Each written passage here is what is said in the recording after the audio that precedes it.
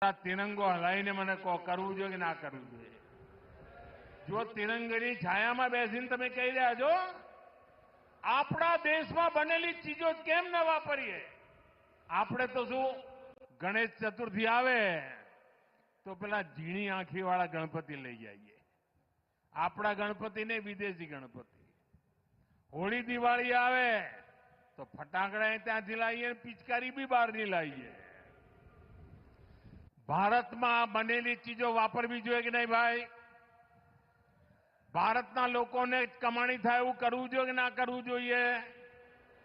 ભારતે આગળ વધવું હોય તો દરેક ભારતીયનો આ સંકલ્પ જોઈએ કે ના જોઈએ? સાથીઓ, જ્યારે રેલવે મજબૂત થાય ને તો સુવિધાઓ પણ વધે અને એનો લાભ ઉદ્યોગોને થાય, ખેતીને થાય, વિદ્યાર્થીઓને થાય, બહેનોને ઘણી તકલીફોમાંથી મુક્તિ મળે. ગયા એક દશકમાં અનેક ક્ષેત્રોમાં પહેલીવાર રેલવે પહોંચી છે. ગુજરાતમાં પણ અનેક એવા જગ્યાઓ હતી જ્યાં નાની નાની ગાડીઓ ચાલતી હતી, ધીમે ચાલે. આપણા ડભોઈ બાજુ તો ટ્રેન એવી ચાલતી કે તમે વચમાંથી ઉતરી જાઓ ને પછી પાછા બેસી જાઓ ચાલુ ગાડીમાં. આવા કેટલાય નેરોગેજ રૂટ હવે તો પહોળા થઈ ગયા. ડભોઈનું એ નેરોગેજ ગયું. આજે પણ કેટલાય રેલવેના રૂટ એના લોકાર્પણ આજે અહીંયા કર્યા છે. આજે દાહોદ અને વલસાડની વચ્ચે એક્સપ્રેસ ટ્રેન શરૂ થઈ છે. અમારા દાહોદના ભાઈઓ તો ગુજરાતના ખૂણે ખૂણે પથરાયેલા છે. તમે ગુજરાતનો કોઈ પણ નાનું મોટું નગર જોજો, તમને ત્યાં અમારો દાહોદ વાળો ભાઈ મળી જાય. અને આ જ્યારે નેટવર્ક તૈયાર થાય ને એટલે મારા દાહોદને સૌથી વધારે લાભ થાય, મારા આદિવાસી સંતાનોને સૌથી વધારે લાભ થાય. સાથીઓ, જ્યાં ફેક્ટરી લાગે છે, કારખાના ઉભા થાય એટલે એની બાજુ બધી ઇકોસિસ્ટમ આવી જાય. નાના ચીજો બનાવવા માટેના કારખાના લાગી જાય અને એના કારણે રોજગારના અવસરો, મારા જબાનિયાઓને અહીંયા જ રોજગારના અવસરો મળે એના માટેનું કામ હું કરી રહ્યો છું. દાહોદના રેલ કારખાના,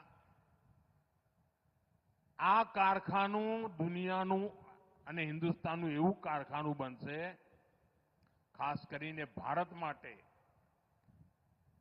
આ દાહોદ એક યાદગાર કારખાનું છે દોસ્તો. ખાલી આ લોકોમોટિવનું જેવું નહીં. પહેલા તો તમને ખબર છે ત્યાં આગળ લગભગ બધું ખતમ થઈ ગયું હતું. બધા તાળા વાગી ગયા હતા, લોકોએ ખાલી કહીને જતા રહ્યા હતા.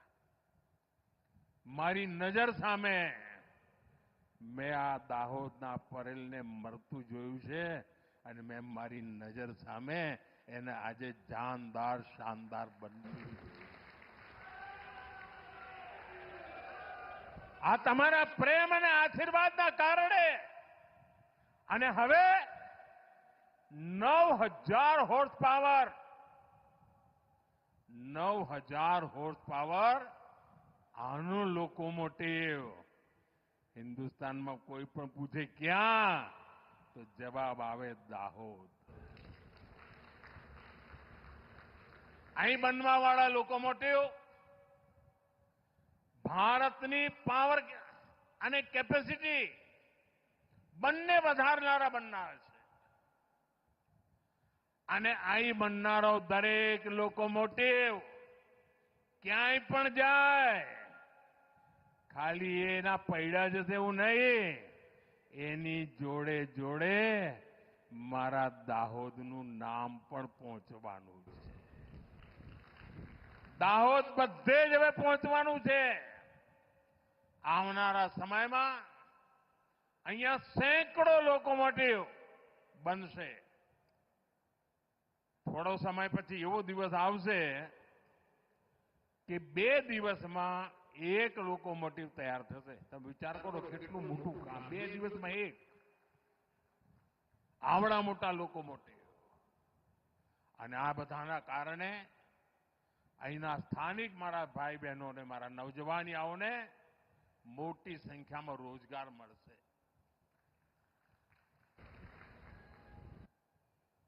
આ ફેક્ટરીથી આજુબાજુમાં પણ અનેક સ્પેર પાર્ટ બનાવવાના કામ, નાના નાના લઘુ ઉદ્યોગો, એનું પણ આખી જાળ ઊભી થશે. ફેક્ટરીમાં તો રોજગાર મળે જ, પણ સાથે સાથે આ નાના મોટા જે કામો શરૂ થશે, લઘુ ઉદ્યોગો શરૂ થશે, એના કારણે પણ ખૂબ રોજગાર મળવાના છે. અમારા ખેડૂત ભાઈ બહેનો હોય, અમારા પશુપાલકો હોય, અમારા નાના નાના દુકાનદાર હોય, અમારા મજદૂર ભાઈ બહેનો હોય, સમાજના દરેક વર્ગને આના કારણે ખૂબ મોટો લાભ થવાનો છે.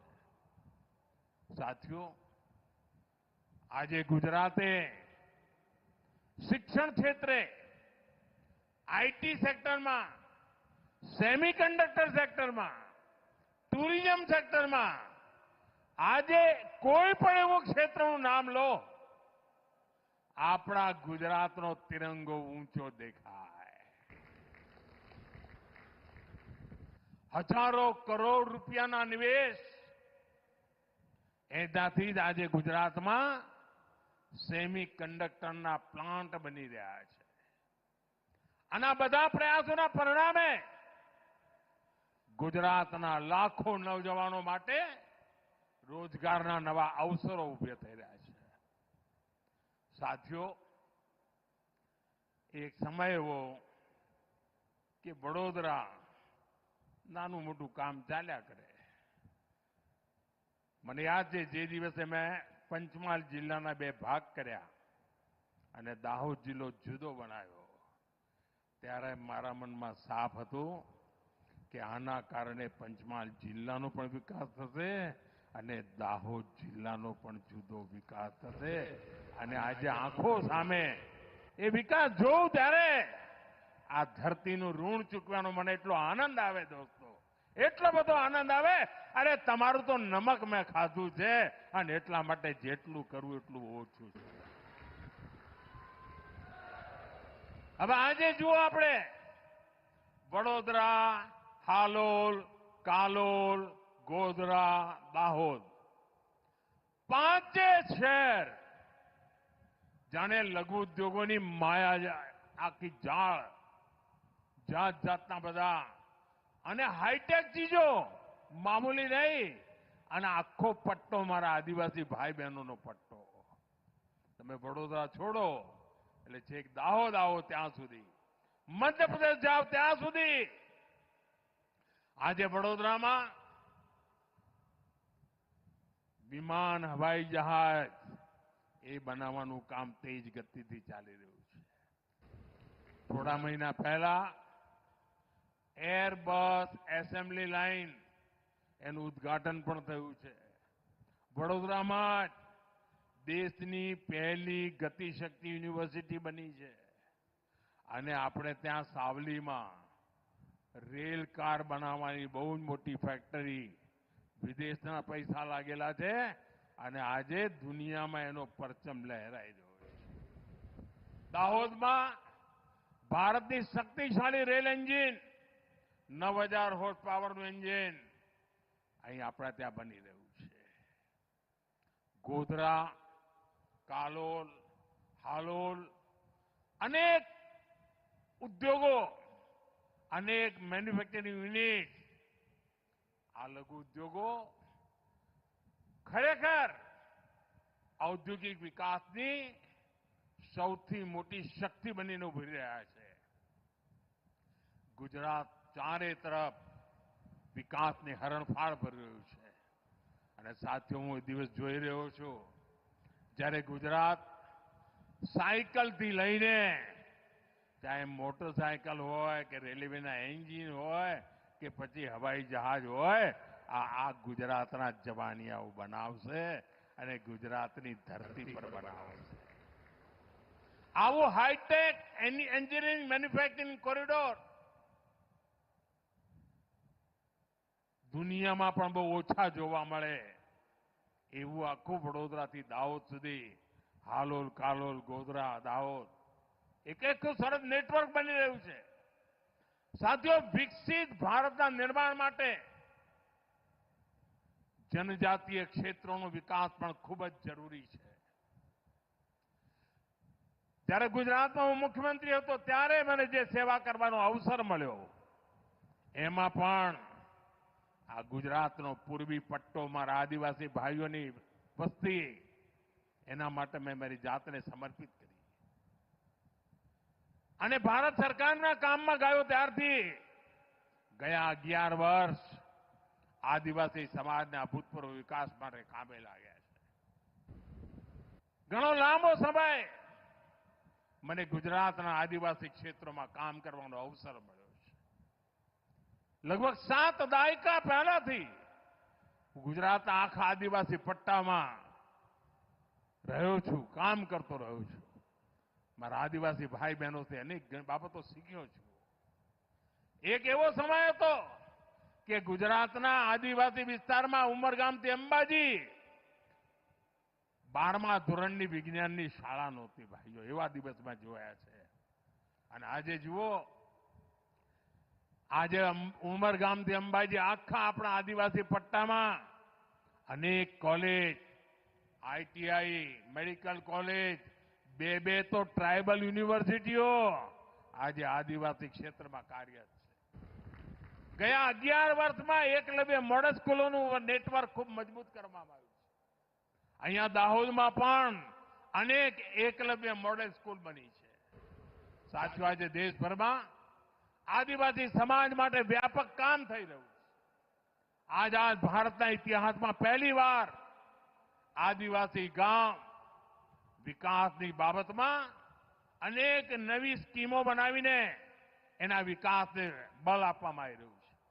તમે બજેટમાં જોયું હશે, અમે આદિવાસી વિસ્તારોના ગામોના ઉદય માટે ધરતી આબા, બિરસા મુંડાને ધરતી આબા પણ કહે છે, ધરતી આબા જનજાતીય ગ્રામ ઉત્કર્ષ અભિયાન આ અમે શરૂ કર્યું છે. અને એના પર કેન્દ્ર સરકાર લગભગ 80,000 કરોડ રૂપિયા ખર્ચ કરી રહ્યું છે. અને એના અંતર્ગત ગુજરાત સહિત પૂરા દેશમાં 60,000થી વધારે ગામોમાં વિકાસના કામો થઈ રહ્યા છે. વીજળી હોય, પાણી હોય, સડક હોય, શાળા હોય, અસ્પતાલ હોય, જેમ મહત્વની સુવિધાઓ જોઈએ એ આધુનિકમાં આધુનિક હોય એના માટે કામ ચાલી રહ્યું છે.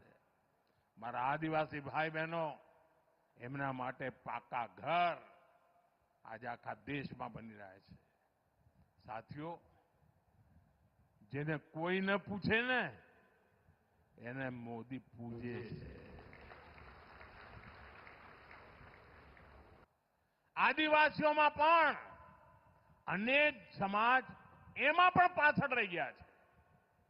આદિવાસી સમાજ પર પણ છેવાડે રહેલા મેં એમની પણ ચિંતા માથે લીધી છે. અને એમના માટે સરકારે પીએમ જનમન યોજના બનાવી છે. અને આ યોજના અંતર્ગત આદિવાસીઓમાં પણ છેવાડે જે રહી ગયેલા પરિવારો છે એમના માટે ગામડામાં સુવિધાઓ, એમના માટે ઘર, એમના માટે શિક્ષણ, એમના માટે રોજગારના અવસર, એના ઉપર આપણે કામ કરી રહ્યા છીએ. ભાઈઓ બહેનો, આપણે તો ગુજરાતમાં જાણીએ છીએ સિકલ સેલ. હું ગુજરાતમાં તો ત્યારથી સિકલ સેલની વાંહે પડ્યો છું. આજે દેશવ્યાપી કામ કરી રહ્યા છીએ. સિકલ સેલમાંથી મારી આદિવાસી પ્રજા મુક્ત થાય એના માટે મિશન મોડમાં આપણે કામ કરી રહ્યા છીએ. એના અંતર્ગત લાખો આદિવાસી ભાઈ બહેનોના સ્ક્રીનિંગનું કામ આજે ચાલી રહ્યું છે.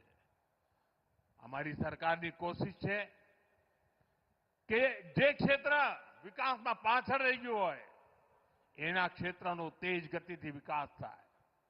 દુર્ભાગ્યથી દેશમાં 100 જેટલા જિલ્લા એને પહેલા 50 જિલ્લા કહીને છોડી મૂક્યા હતા. એમને એમના નસીબ પર છોડી દીધા હતા. કોઈ સારો ઓફિસર ત્યાં નોકરી માટે ન જાય એવી દશા. શિક્ષકો ન મળે શાળામાં, મકાનોના ઠેકાણા ના હોય, રોડનું તો નામ નહીં. અમે એ પરિસ્થિતિ બદલી અને એમાંય ઘણા તો બધા આદિવાસી જિલ્લા હતા. એક જમાનો તો અમારો આ દાહોદ જિલ્લો પણ એમાં નામ હતું. અને હવે તો અમારો દાહોદ જિલ્લો, દાહોદ નગર સ્માર્ટ સિટી માટેના સપના જોઈને આગળ વધી રહ્યો છે. એસ્પિરેશનલ ડિસ્ટ્રિક્ટની દુનિયામાં પણ દાહોદ એનો ઝંડો ફરકાવી રહ્યું છે. દાહોદ શહેરનો કાયાકલ્પ થઈ રહ્યો છે. અહીંયા સ્માર્ટ સુવિધાઓ બની રહી છે. સાથીઓ, આપણું સાઉથ દાહોદ, એના કેટલાય વિસ્તારોમાં પાણીની સમસ્યા, જૂની સમસ્યા. આજે સેંકડો કિલોમીટર લાંબી પાઇપની લાઈનો લગાવીને પાણી પહોંચાડવાનું કામ ચાલે છે. નર્મદાજીનું પાણી ઘેર ઘેર પહોંચાડવા માટેની મથામણો ચાલે છે. ગયા વર્ષોમાં ઉમરગામથી લઈને અંબાજી સુધી 11 લાખ એકર જમીનને સિંચાઈથી આપણે આવરી લીધી છે. અને એનાથી અમારા આદિવાસી ભાઈ બહેનોને ખેતીની અંદર ખૂબ મોટી મદદ મળી છે. 3 પાક લેતા થયા છે. भाइयों बहनों, यहां आने से पहले मैं बड़ौदा में था. वहां हजारों की संख्या में माताएं बहनें आई थी. वे सभी बहनें देश का, हमारी सेनाओं का अभिनंदन करने वहां पहुंची थी. उन्होंने इस पावन कार्य का निमित्त मुझे बनाया. मैं इसके लिए हमारी मातृशक्ति को नमन करता हूं. यहां दाहोद में भी आप सभी ने, माताओं बहनों ने तिरंगा झंडा हाथ में लेकर के ऑपरेशन सिंदूर के लिए अपना ढेर सारा आशीर्वाद दिया है. दाहोद की ये धरती तप और त्याग की धरती है. कहते हैं कि यहीं दुधीमती नदी के तट पर महर्षि दधीची ने सृष्टि की रक्षा के लिए देह का त्याग किया था. ये वो धरती है जिसने क्रांतिवीर तात्या टोपे के संकट के समय सहायता की थी. मानगढ़ धाम यहां से ज्यादा दूर नहीं है. मानगढ़ धाम गोविंद गुरु की सैकड़ों आदिवासी सेनानियों के बलिदान का प्रतीक है. यानी ये क्षेत्र मां भारती की मानवता की रक्षा के लिए हमारे तप और त्याग को दर्शाता है. जब हम भारतीयों के संस्कार हैं तो सोचिए, जम्मू कश्मीर के पहलगाम में आतंकवादियों ने जो कुछ किया, क्या भारत चुप बैठ सकता है? क्या मोदी चुप बैठ सकता है? जब कोई हमारी बहनों के सिंदूर को मिटाएगा तो उसका भी मिटना तय हो जाता है.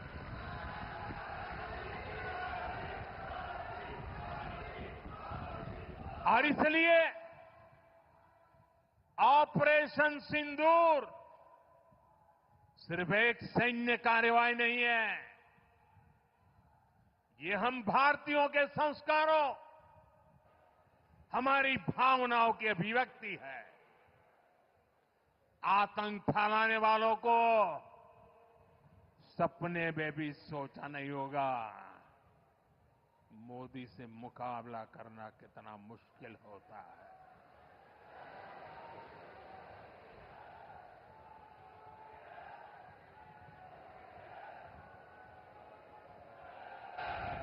तिरंगा लहराते रहिए. तिरंगे की आन बान शान का जरा सोचिए, बाल बच्चों के सामने पिता को गोली मार दी. आज भी वो तस्वीरें देखते हैं तो खून खौल जाता है. आतंकवादियों ने 140 करोड़ भारतीयों को चुनौती दी थी। इसलिए मोदी ने वही किया जिसके लिए देशवासियों ने, आपने मुझे प्रधान सेवक की जिम्मेदारी दी। मोदी ने अपनी तीनों सेनाओं को खुली छूट दी और हमारे शूरवीर ने वो कर दिखाया जो दुनिया ने पिछले कई दशकों से नहीं देखा था। हमने सीमा पार चल रहे आतंक के 9 सबसे बड़े आतंकी ठिकाने, उनको ढूंढ निकाला, अता पता पक्का कर लिया और 22 तारीख को उन्होंने जो खेल खेला था, 6 तारीख रात को 22 मिनट में हमने उनको मिट्टी में मिला दिया। भारत की इस कार्रवाई से बौखलाकर जब पाकिस्तानी सेना ने दुस्साहस दिखाया तो हमारी सेनाओं ने पाकिस्तानी फौज को भी धूल चटा दी।